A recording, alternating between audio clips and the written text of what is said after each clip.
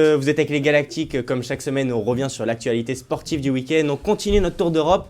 On va partir en Allemagne avec Florian Barré. On va faire un point sur les 120 ans du club pour le Bayern Munich avec une belle victoire. Dortmund qui enchaîne avant le match contre le PSG en Ligue des Champions et les autres matchs du week-end. On en parle avec Florian Barré. Salut Jules, salut Kylian.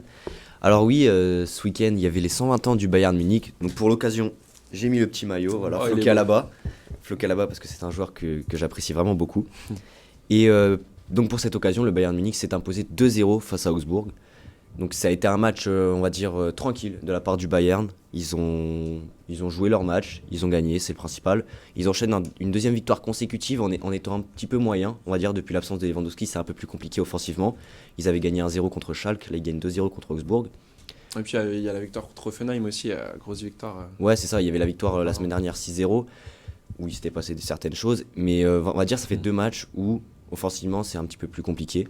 Donc je me fais pas d'inquiétude, mais voilà. C'est juste que l'absence de Lewandowski se fait un petit peu ressentir en tout cas. Parce que Zirkzee a joué donc les deux matchs au poste de numéro 9. Et donc ça n'a pas été exceptionnel, mais c'est un très jeune joueur, donc il n'y a pas de souci. Je me fais pas de souci pour le Bayern. Voilà. On a eu un autre match, le match le plus important du week-end, c'était le choc des Borussia entre Gladbach et Dortmund. Le Borussia Dortmund a réussi à aller s'imposer sur la pelouse au Borussia Park. Donc c'était pas une mission facile parce que Gladbach fait une très très très très belle saison.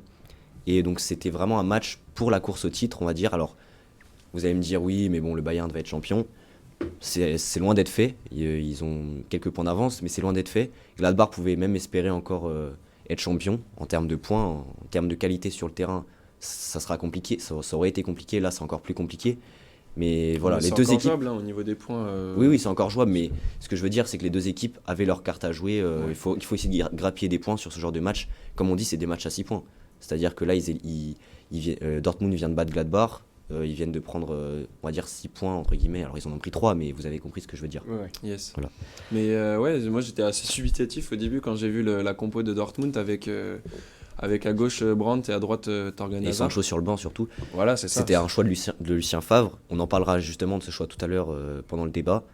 Mais c'était un choix plutôt intéressant et je dirais intelligent. Ouais, finalement ça a été C'était un choix osé, mais assez intelligent qu'il a dû faire. Dortmund n'a plus perdu face à Gladbach d'ailleurs depuis le avril 2015. Donc ça fait pas mal de temps que Gladbach n'a pas réussi à s'imposer. Donc ça continue encore aujourd'hui. Et on a vu un match vraiment avec une énorme intensité, une intensité digne de la Ligue des Champions. J'ai pris vraiment énormément de plaisir à regarder ce match. Et il y a eu énormément de tension aussi pendant le match. L'arbitre a eu beaucoup de travail à faire. On peut le voir justement avec ce tête-à-tête entre Ben Sebaini et Jadon Sancho. Et puis là qui s'est un peu interposé aussi. Voilà, il y a eu des gestes pas très beaux à voir. On n'aime pas voir ça dans le foot. C'est pas très fair-play, mais c'est pour montrer qu'il y avait de la tension. Il y a eu 5 cartons jaunes de part et d'autre. Quand il y a 10 cartons jaunes donnés par l'arbitre pendant un match, c'est pas rien. Ça montre vraiment qu'il y a de la tension, du rythme, que les coachs sur le banc étaient aussi assez fous pendant tout le match. C'était vraiment une très très belle rencontre. Il n'y a pas eu énormément de buts, il y en a eu 3, mais ça reste une très belle rencontre quand même. Il n'y a pas besoin d'énormément de buts pour voir un beau match. Même si on en voit beaucoup en Bundesliga, à notre grand plaisir. Oui, bien évidemment, c'est le meilleur championnat. Alors moi j'ai vu vraiment une différence entre les deux équipes, entre Gladbach et Dortmund. Je l'ai vu sur le deuxième ballon justement.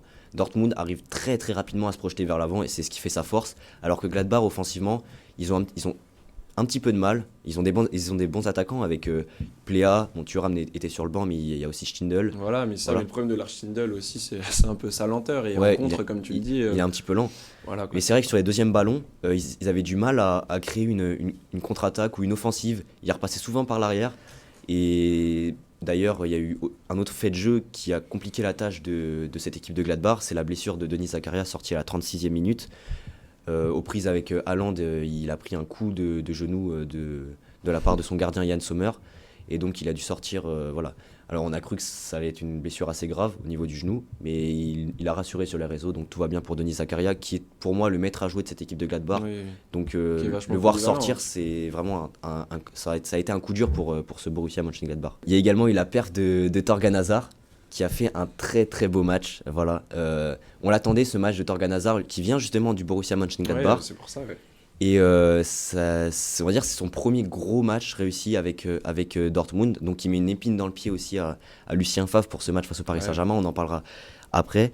Et l'entrée de Sancho a été totalement décisive. Voilà, il a fait une très très belle entrée, il a été très dangereux. Et voilà. Donc Dortmund est passé deuxième avec cette victoire. Parce que notamment Leipzig a fait match nul contre Wolfsburg, j'en parlerai tout à l'heure également. Donc Dortmund est passé deuxième et le Borussia Mönchengladbach est descendu à la 5e place.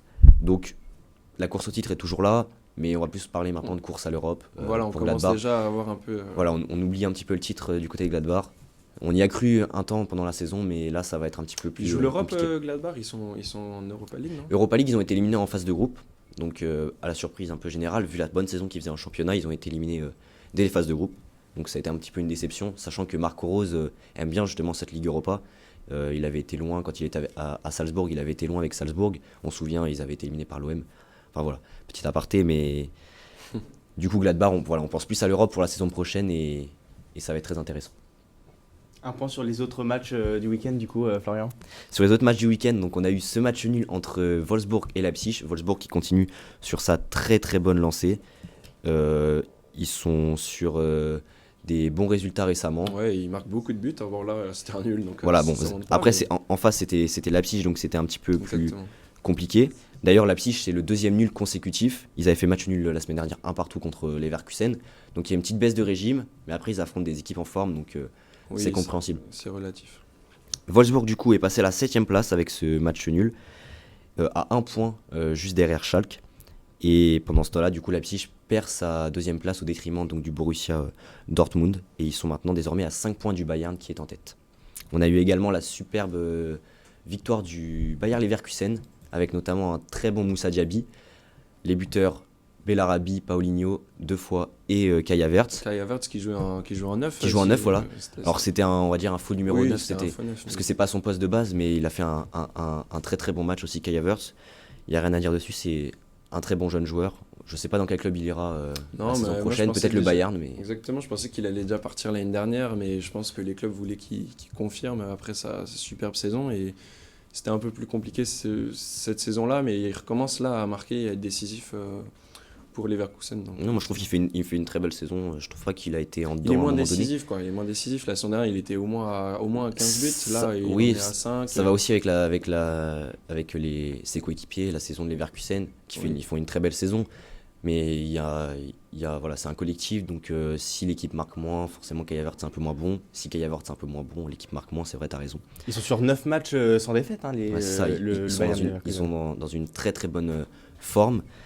Et d'ailleurs, donc, comme je l'ai dit, on a vu un Moussa Diaby en feu. Donc ça fait super plaisir en fait de voir des anciens de Ligue 1. Pas parce que c'est un même joueur du PSG, hein, parce Oui. que tu peux prendre une Nkunku pareil, qui flambe à Mais je parle d'anciens de Ligue 1 parce qu'on peut aussi penser à Marcus Thuram.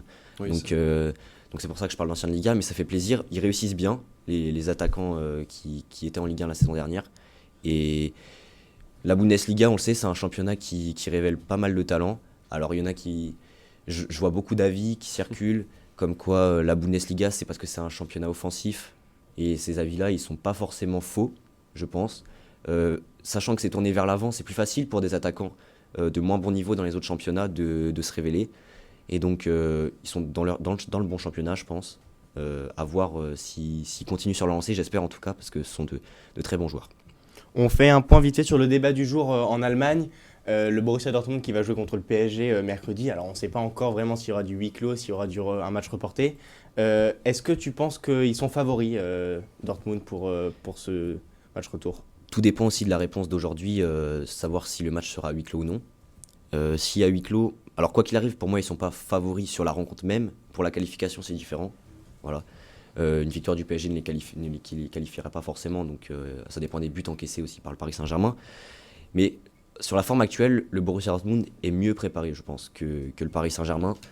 Paris n'a pas joué Voilà, contre ça. Strasbourg, le match a été reporté. Le match a été reporté, donc on parle souvent du manque de rythme, notamment de Neymar. Donc c'est à voir si ça va porter préjudice pour ce match face au Borussia Dortmund. En tout cas, Dortmund est bien préparé. Lucien Favre a fait souffler Jadon Sancho en le mettant sur le banc. il a préféré mettre Torgan Hazard titulaire. Oui, et puis il a trouvé ses titulaires presque à chaque poste. On pense notamment au milieu de terrain avec Witsel Et Chan. et Chan qui vraiment se sont imposés tous les deux comme des titulaires. Alors qu'à Paris, de l'autre côté, c'est plus compliqué où au match aller, tu n'avais même pas Paredes qui était sur la feuille de match. Et là, au retour, tu te doutes que Ça, il y a forcément, des il y choix sera. il y a des choix qui sont à faire de la part de Thomas Tuchel, qui sont assez compliqués. Donc on peut les critiquer, mais voilà, c'est pas forcément simple. Non, mais c'est vrai que quand tu vois qu'il fait un match aller avec Icardi, un match retour où ça sera sans doute Cavani, moi ça me paraît assez fou, mais c'est ce qui semble se profiler. Je suis totalement d'accord avec toi, ils s'entêtent avec Cavani. J'adore Cavani vraiment, mais pour moi Icardi, Oui, mais le pire c'est que Thomas Tuchel l'a dit, un attaquant qui marque, c'est un attaquant qui doit être titulaire. Cavani n'a pas marqué lors du dernier match, Icardi lui a marqué. Cavani a eu des occasions pour marquer, hein. Il a fait des gros ratés et vraiment ça me fait vraiment peur si des occasions pareilles se représentent. Je préfère avoir Icardi à la finition que Icardi, Edinson Cavani. Il a 2 occasions, il t'en met une. Cavani, il s'en procure plus, mais c'est 2 profils différents. Sur 4, quoi, ouais, voilà. C'est 2 profils différents, mais je veux dire sur un match où Paris devrait plus défendre. Ok, Cavani doit être titulaire. C'est un attaquant qui dézone souvent pour venir aider les milieux de terrain à défendre, à aller gratter des ballons. Icardi, c'est pas le cas. Icardi, c'est un attaquant de surface. Donc quand on veut marquer des buts, pour moi, il vaut mieux mettre Mauro Icardi titulaire. Et il y aura aussi un choix à faire au milieu de terrain pour Thomas Tuchel. T'as raison, c'est peut-être pour l'équilibre défensif qu'il va te mettre Cavani, parce que s'il te fait un 4-4-2 comme il a pu le faire cette saison pas mal de fois, si t'as Di Maria, Mbappé, Neymar, pour défendre, tu sais que c'est pas super, et avoir un Cavani peut-être qui redescend, c'est intéressant. Surtout avec au milieu de terrain Gueye et Paredes qui apportent pas beaucoup de certitude, c'est peut-être pour ça que Cavani jouera.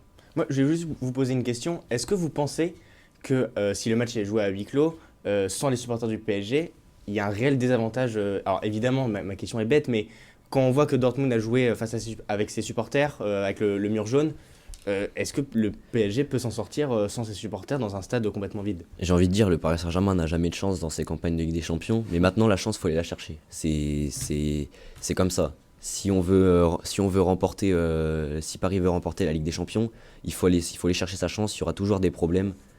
Maintenant, c'est pas une bonne nouvelle, évidemment, qu'il n'y ait pas de huis clos, s'il y a un huis clos. Parce que les supporters parisiens, on connaît l'ambiance au Parc des Princes, c'est une ambiance exceptionnelle et ils apportent un réel soutien.